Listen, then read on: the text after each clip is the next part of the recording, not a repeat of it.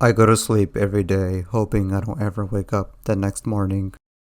Anyways, welcome to more internet switch-ups I'm grateful for. If you haven't seen the first video, go watch it. Before I actually begin, I need to define what a good internet switch-up is because, no offense, a lot of you guys don't know what that means. I should have explained this in my first part, but whatever. A good internet switch-up is when the internet suddenly shifts their opinions on a trend or a person that was bad to begin with. For example, people switching up on Andrew Tate. That is a good internet switch up because he is a horrible dude who pushes horrible narratives. He literally scammed thousands of young, desperate men, and the internet had the audacity to praise this dude for quote-unquote saving masculinity. He didn't save shit. People eventually got fed up with them as time went by. The human trafficking fiasco didn't help much either. Now this dude is basically irrelevant and that is good. Here's an example of a bad switch up. People switching up on Pat God. I actually cannot believe people were shocked that I left Pat God out from my first video. Now don't get me wrong, it's okay to grow up and move on from your favorite YouTuber because their content doesn't appeal to you anymore. That's fine. However, is that really a valid excuse to actively shit on them because, oh, I can't believe I found this guy's content funny. This guy is so corny now. Haha, he was always corny. Can't wait for your downfall. By that logic, I should clown on Dan because I don't find his content funny or entertaining anymore. Can't believe I used to watch Dan He's so corny now. Look guys, he's bald. Haha, the downfall is crazy. No shit, people will grow out of Dan and Pat God because their main target demographic is elementary and middle school kids. The Pat God switch up is worse knowing he wasn't a horrible person to begin with. Pat God's biggest crime was being a cornball. That's his character, that's his shtick. He's supposed to be cringe. I said in my part 1 video that my video idea came from Tommy NFG's video, so I assume people who watched that video also came to this video. So it's very comical to see people miss Tommy's point in his video that it's scummy to shit on someone you like because they either got too popular or they're quote unquote corny now. That's bad. However, a switch up is only good if that person or trend was bad to begin with, like Andrew Tate. Now do you guys understand? Now that we got all of that out of the way, without further ado, we shall initiate more internet switch ups I am grateful for. Bazinga! Bazinga! Bazinga! You know how guys will suddenly shift their behavior and voice tone when a girl joins a game lobby? Oftentimes looking sad and desperate in the process?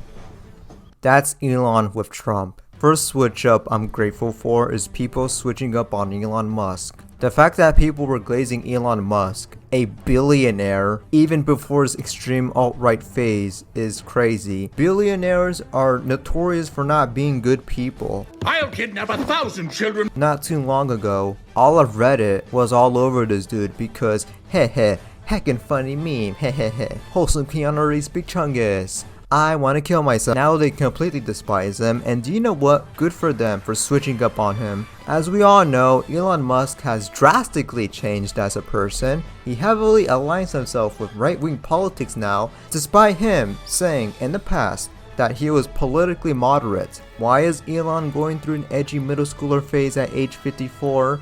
Well, it's simple. He has a massive crush on Trump. And you know us humans would do anything to receive validations from our crushes. Elon's right-wing switch-up approach did actually work in his favor as he would frequently be involved with Trump at rallies, even at the White House. They really were like a high school couple. But as we all know, high school relationships are 90% doomed to fail. They eventually broke up, feeling backstabbed and betrayed. Elon Musk would reveal to the public that Trump is on the Epstein files. A little off topic, I can't believe there are some Trump glazers who still glaze Trump even after it was made clear that he's on the list. He went from, yeah, we'll get to the bottom of this, to list?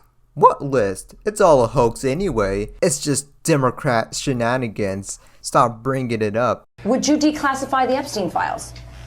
Yeah. Stop fucking lying. Oh, I do love the Trump administration, guys. Don't you? America's great. Why aren't my groceries cheaper? Anywho, Elon Musk is obviously not a good person, so his switch up is deserved. I mean, he literally spent way more time with Trump than with his own kids. Speaking of children, he disowned his own daughter because woke mind virus. Oh, look at this revolting tweet he made towards Taylor Swift. Heh heh heh. The left wants to make comedy illegal. You can't make fun of anything. I am become meme. Ha ha ha ha. Richest person in the world, by the way. Thank you, internet, for switching up on this dude. Holy shit, do I not like this guy. Yeah! Bazinga! Bazinga! Up next we have anti-furries. I'm gonna keep this short mainly because I really don't have much to say about anti-furries. I mean, let's be honest, what really is there to say? This switch up was inevitable given the fact the anti-furry community is made up of 9-year-old edgelords from Central and Southeast Asia. I don't know why they're always from there. For the record, this isn't me slandering Asians or whatever. I don't need to be accused of being a racist again. Yes, I've been accused of being a racist because of what I said in a past video. Half the time it's just an Indian or Moroccan Instagram user shitting on LGBTQ people, women, and praising Eastern European countries. I was just making an observation, okay? That's not me being racist. I'm sorry if it came off that way. I swear I don't hate Indians or Moroccans. I'm cool with you guys, alright? Let's move on. We all know anti-furries are notorious for following silly ideologies like gay agenda, brainwashed kids, me no like woke, Jesus Christ Sigma, blue haired girl is not Sigma. Also, look at this flag, look at the color palette. Come on, dude. The anti-furry community has some tremendous work like these badass ignorant Sigma edits that were made quite a while ago. I actually struggle to find any recent what do you call it, like Sigma edits, owning woke people edits, whatever you call these edits. This is how you know the anti-furry community is dying. You can't really find that much anti-furry edits anymore.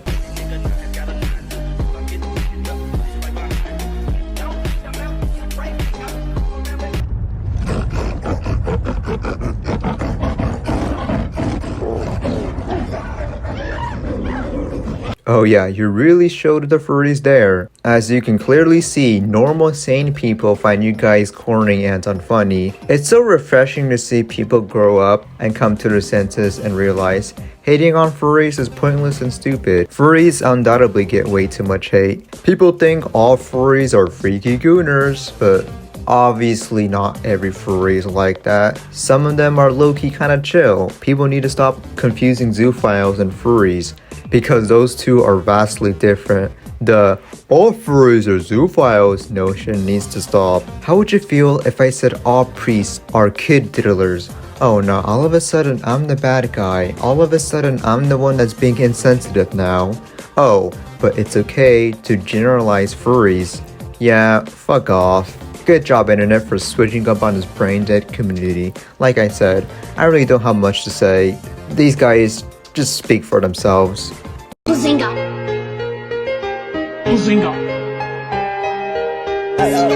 When I was in like middle school, I used to love those commentary channels like Leafy is Here and how they would like bully people and shit. And as I got older, I kind of realized that kind of content wasn't really that funny, and it honestly was just kind of sad to look back at, because they kind of just built their careers on hating other people and just talking shit for no reason. And then I realized like, oh man, I was like 13, 14, maybe even 12 when I liked that stuff. So I didn't really know any better. So I think it makes sense why I like that stuff. But then I realized when they were making those videos, they were my current age right now, or probably even older. But then looking back, I kind of realized like, damn, I was watching some fucking losers. It was so bad to the point where I tried being a commentary channel, and no, y'all are not seeing those videos. I had like a high-ass voice, and I thought I was so cool for making fun of people for just having fun online. But then I also kind of realized that that's kind of where the whole bullying online shit kind of not started, but it got much more normalized back then. Take Jacob Sartorius, right? Every single commentary channel was making a video about him and how cringy his music was. And yeah, you could say it was cringe and like it was like kind of stupid and whatever, but he was a kid. Like I don't know what these people fucking expected. I don't think he was necessarily a bad, well, I actually don't want to say that, I don't remember. That's not why they were making fun of him. They're making fun of him because his stuff was just cringe and he was just a kid having fun. That's some loser shit. Moving forward, we have the edgy commentary channels. You guys know what I'm talking about, right? I sure hope so, otherwise... How old are you? 2016. What an era. A lot of people seem to relish 2016 because of the internet culture back then. And a part of me also feels the same way. I wouldn't say 2016 was the best year for me personally, since it was the year I went through a traumatic event that would permanently shift my entire perception on food and germs forever, to the point where I started to become a hypochondriac. But nobody cares about that. Everyone knows how unfiltered and wacky YouTube was back in 2016. We had Leafy is here, edgy iDubbbz. Over my knee, but I know there's gonna be a lot of people in the audience just cringing when We had Filthy Frank, we had fight compilations, we had everything. And then PewDiePie had to ruin it for the whole class. Yeah, 2016 was great and all. However, I am glad that we as a society have realized that YouTubers like Leafy, Rice Gum, and all the other clones that followed his footsteps are practically endangered. Don't get me wrong, edgy commentary channels still exist, but back then, they were like the big thing. They were huge. The meta literally back then was to make fun of random children and calling random people retards. That was the meta back then. Nowadays it's just making downfall videos, making drama videos, react slop, whatever you want to call it. Back then it was so brutal, I'm not gonna lie. Like seriously, in order to gain traction, you had to just basically be an asshole. But didn't you make fun of people who like fuck? Oh my god, I can't wait for someone to comment that thinking they checkmated me. Nope, it's not the same. That is not even remotely the same as calling children retard. Oh, this video gives me cancer. Ugh. I need to pour bleach in my eyes. I did not say anything like that in any of my previous rant videos. Am I calling random children retards? Did I go after anyone, like specifically, personally targeting someone? Did I? No? Exactly. So don't even try to be a smart ass and be like, oh, but you make videos of you making fun of other things, so you can't really talk. Brother, just stop. And if I do poke fun at someone or something, it's because they deserve it. Like, I really can defend Sigma edits. I really gonna say, well, you poking fun of Sigma edits is not cool. That could be someone's personal interest. How dare you target bigoted, misogynistic, homophobic edits? Oh, you are so cruel. You're no different than Leafy. You make fun of funk? Oh. Yeah, guys, you got me. I'm a hypocrite. I'm going to throw myself into the trash can. I kind of rambled there. I apologize. It's because I just know there's going to be some guy in the comments trying to be a fucking smartass. I do apologize. Moving forward, Leafy's 12-year-old fan base grew up and realized, yo, this guy is low-key weird. I mean, the dude basically bullied random children, as I've stated earlier, on the internet and got flowers for it. I can confidently say that because I was 11 years old once and consumed edgy commentary YouTuber content, Leafy included. I don't think you understand how much of an asshole this guy was. He wasn't given constructive criticism in the slightest. He was, for the lack of a better word, bullying. Guys, just because I'm talking about this kid, this rich motherfucker, there's gonna be an assload of comments with shit like, he's just a kid, and you're harassing him, bullying him, and pretty much killing him in real life. You should feel ashamed, you sick goddamn asshole. I mean, your entire channel is just bullying children and calling random people mugs. Okay, first of all, I've only made like 10 videos on kids, and there's like over 350 videos on this channel. And second of all, I am an asshole, don't get me wrong. And I do think people take it a little bit too far when they go on his Facebook page and say, fuck, kill your Still, I don't think they're not open to criticism. I mean, shit, these motherfuckers made millions of dollars off bullshit. It really is just bullshit. Now, am I saying that they should be banned off the internet? No. If people want to watch them record themselves in the bathroom, that's fine, okay? But that doesn't mean that they're not open to criticism. But they're only 14 and 15 years old. I don't see how that changes the fact that they made millions of dollars off this shit. Yo, is this person fucking retarded? yes, she's retarded. Is that the answer you were looking for? She's retarded? I'm not trying to be a dick. Like, I really can't tell. Like, I know some people are gonna be like, oh, it's obvious. I honestly have no idea. Hey, Leafy, she is retarded. Oh, no. I guess I'm the one who looks like an asshole here. Because you were just asking the question. I had to answer it for you.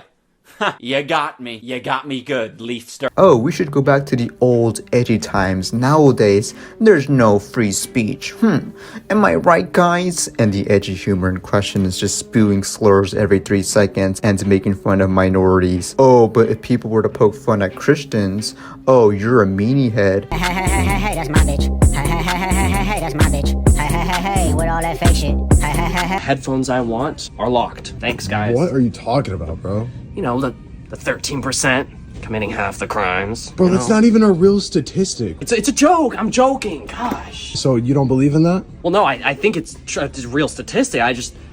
This is why I don't like edgelords, because they're so inconsistent on what they believe in. They're like, yeah, we should be able to make fun of anything, but you poke fun at Jesus Christ and, oh, you're going too far. Oh my god, just shut up. I'm glad people like Leafy and Rice Scum hardly exist on this platform. Yeah, I don't think I want to go back to those days. Well, it appears that we are back to those times. I hate it here. Speaking of hate is at an all-time high nowadays because unfortunately, that's what gets traction, that's what satisfies people. People would rather be negative store losers who will bash on anything that resembles sunshines and rainbows. Bazinga.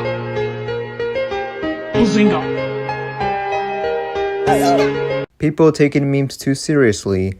Memes are something to laugh at, something to share with your friends. But did you guys know around the same era where commentary channels were at their peak, aka 2016 and 2017, memes were often looked at as these rare pieces of gems that shouldn't be touched by the likes of normies, PewDiePie, and the worst offender, quote unquote. Behind the meme, do you guys remember him? You know, the guy whose whole shtick was explaining what memes were and got death threats under his comments? Yeah, that guy. I fully acknowledge that he was not the brightest person and there was actually some good, valid criticism you can throw at him, but at the same time, it's like, dude, all he did was make videos explaining memes and people despise him for it. Like, he literally got doxxed. Really? Was it really that deep?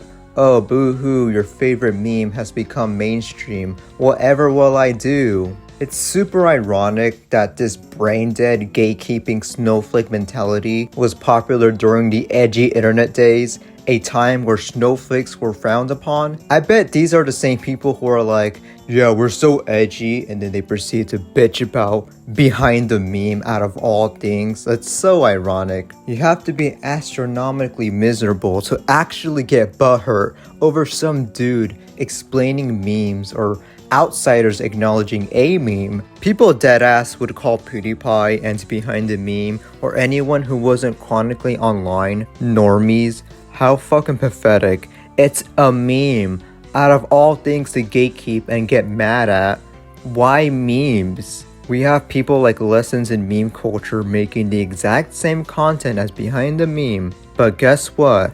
No one is leaving hate comments, no one is doxing them. That's when I realized people switched up and thought, that was weird of us to get mad over silly memes. To really highlight how ludicrous this cherish this meme, don't let the normies touch it mindset was, there was a 30-minute rant video uploaded by a pretty well-known YouTuber who goes by Emperor Lemon. This video is essentially him shitting on behind the meme for being a normie, and to be fair, he did later realize how silly it was to get mad over dumb memes, so good for him for being self-aware. I'm not gonna villainize Emperor Lemon 100% because he did actually give some valid criticism, but like I said earlier, it's just memes, so who really cares? Thankfully, people don't treat memes like Jesus Christ himself anymore. Well, that's mainly due to the fact that we're experiencing a meme depression. AI sloth is apparently peak comedy. This is where we're at now. I know memes in the past are kind of cringe to look at,